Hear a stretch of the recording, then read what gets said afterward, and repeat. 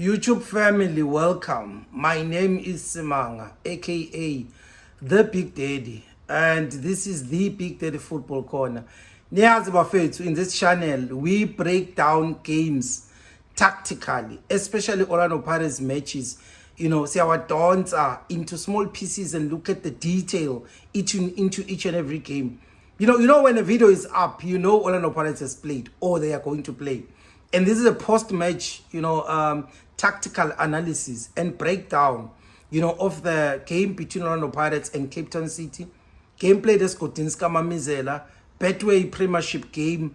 Orlando Pirates winning that game by 2-1. For me, it was the cancelled match against Golden Arrows.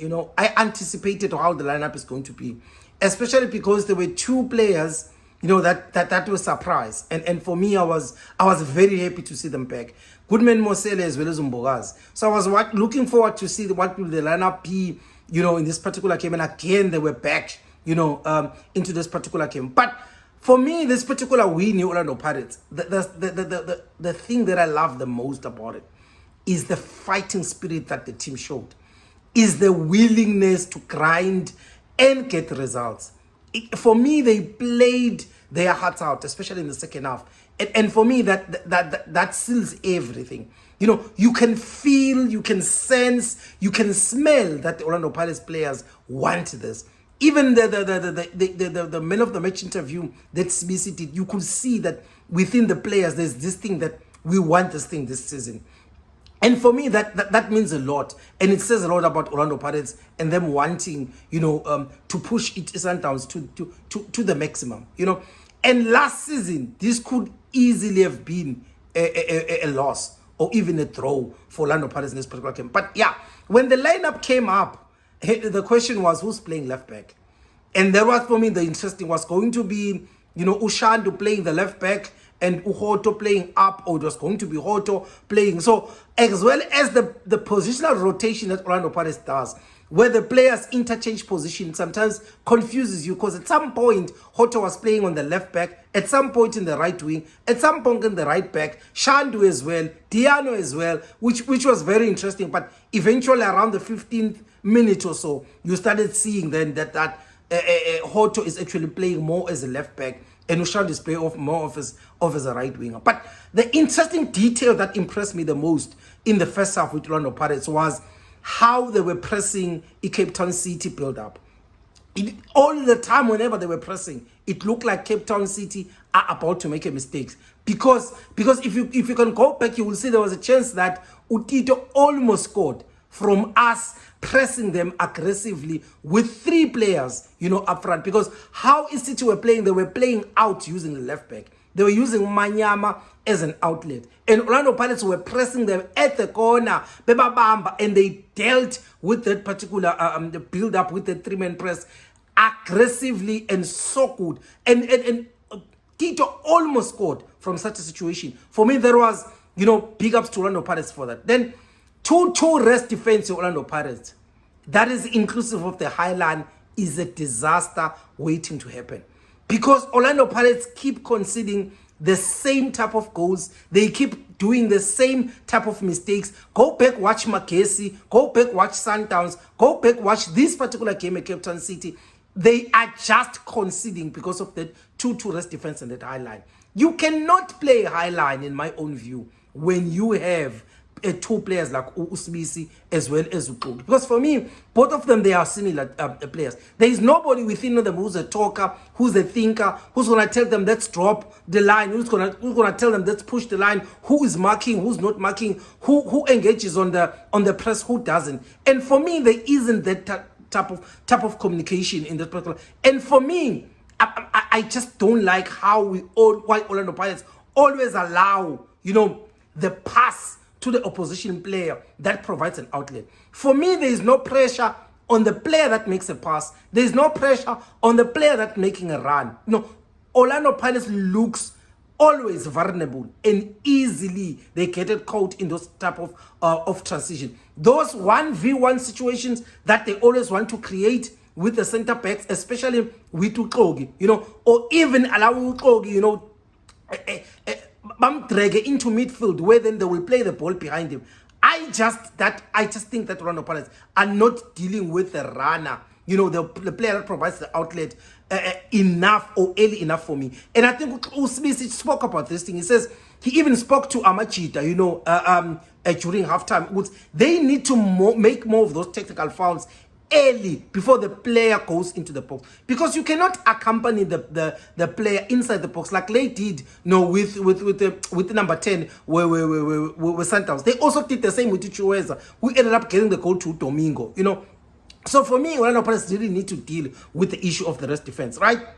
So for me, let me also put this thing: wherever Orlando Pirates ends, whether in the league or in the Champions League, I want to hold Orlando Pirates management accountable, especially for them not addressing the winger deficiency that exists in Orlando Pirates.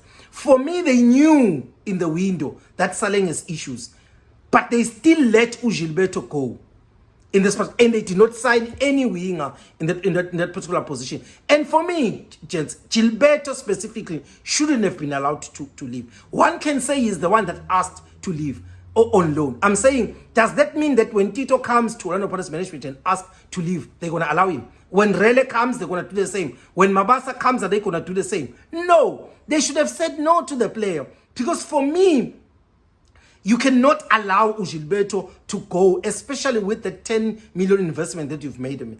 You need to protect that investment. And for me, it took about 5 to 6 months, for Gilberto to start climatizing to the PSL and the demands that comes playing into this particular key league.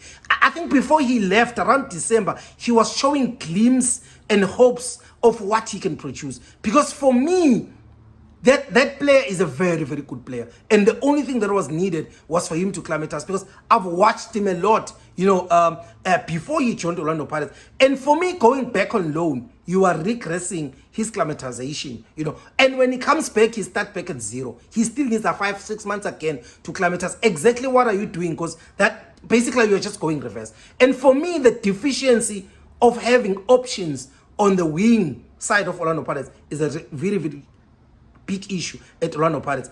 I honestly think that Orlando Pirates are not scoring enough goals. For me, especially if you take into consideration how often they attack the final third. If you look in the first half, they had about 73% final passes as opposed to 59 in City. They had about 26 touches in the opposition box versus 6. And for me, Orlando Pirates should have at least scored a couple of goals, especially in the first half. If you look at Orlando Pirates' model, right, of attack, Orlando Pirates in attack, they will use speed. They want players that have got dribbling ability. They want players that can able to carry the ball, which are ball carriers type of wingers. Go back. Look at Bongake, Joseph Ngake. Look at Bochispo Mkwena. Look at Bokif Leremi. Botlause Holela. Bolelo Mbele. And this generation, you have Bosaleng, Borele, Bonkota. Those are the type of Orlando Pirates wingers. And they attack the final third with pace. And for me, I think the current Orlando Pirates team should be scoring a lot of goals because of how often they attack or they crash the final third, and they are doing it with speed. And I just think that at times they are being let down by the decision in the final third, and also how they react, especially on the second pass that comes from the striker. I think they are not making or anticipating where the striker is going to play the ball. They're not making the correct runs, for those second pass that comes from Mabasa. And honestly, if Orlando Pirates could improve on how they react or how they make runs or how they anticipate the pass from Mabasa, I think they can score a hell lot of more goals. Right? End of the first half, I honestly thought that beginning of second half, Shandu was going to come out, because for me, with Shandu playing as a winger, it's not working. It's not working, because for me, he's not offering anything different in all phases of the match, in possession, out of possession. And there I expected Gutu Nkota was going to come very much in second half, but obviously the change came a little bit later, right? In the second half, my observation, maybe I'll sound like a broken record, I honestly think Pirates are not defending the balls played inside the box. Whether they come in any form or shape, corner kick, throw in, or free kick or anything, but they just look nervous in those type of situations. Diana van Rooyen welcome to Orlando Pirates, because the honeymoon period is over, and now we are starting to see, Diano van Rooyen based on the games that he have played. But for me, I just want him to be more consistent. I want him to play the next match with the same level of performance, because I just feel that at times he drops the level of performance, in some games. The rest defense shape as well is not doing him any favors, because both fullbacks are attacking at the same time, and we then get, or Orlando Pirates then get get attacked, on transition. And I honestly think if there's one thing I want him to improve on, is him taking shots, at goal, because he gets himself into that position, but he's not taking those particular chances. What a blow to Tito's injury. But the question that I asked myself was, who is the second option? Because I know Dlamini was suspended in this game, but I expected Kimvudi to be the third choice. But I saw Kimvudi was not in the in the 18, which means Ndlondlo and Rase are ahead of him. Happy to see Ndlondlo finally being played, even if it was just for a few minutes, played in his 10 position when he did not worry about defending, or even when he loses the ball. At least there were two people behind him who were able to assist in that regard, because I honestly think that the number 10 role is actually the best position you will play Ndlondlo in the current Orlando Pirates team that is playing. Tshegofatso Mabasa, goals, guys.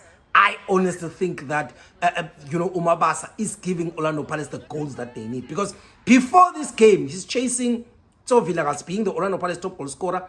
Before this game, it was 58 44 Mabasa, which he needed about 14 goals. Now, he scored these goals, he needs 13, right?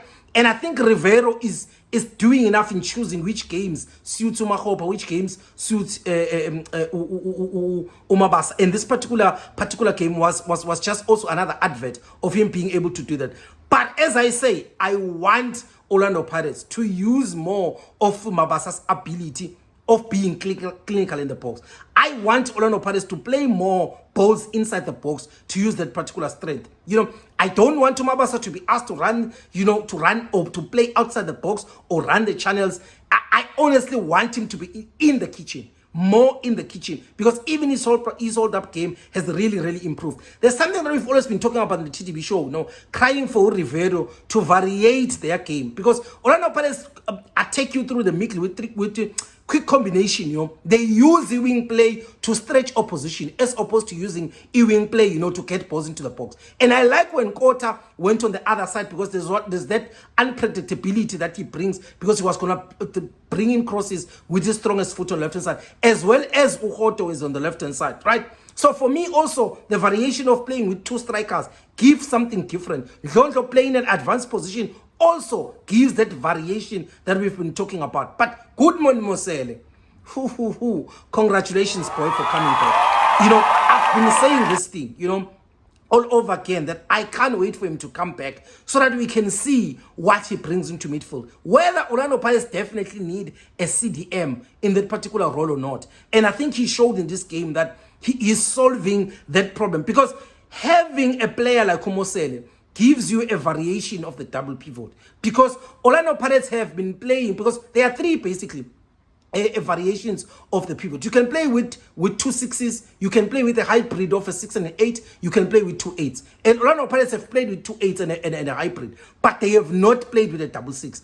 And Goodman coming into that particular game gives Orlando Pirates, that ability, to play with double 6s together with Makaula. By the way, this was his first game this season, and he seems like a new signing. And I've been saying that Bole Pasa, Bonda coming back, they will feel like new signings in this particular game. And I've always been saying it, guys. You don't win the league with the first 11. You win the league, with also the other players, because at some point in the season, you'll also need the other players to come in, hand over the batting, to continue with the race of that particular,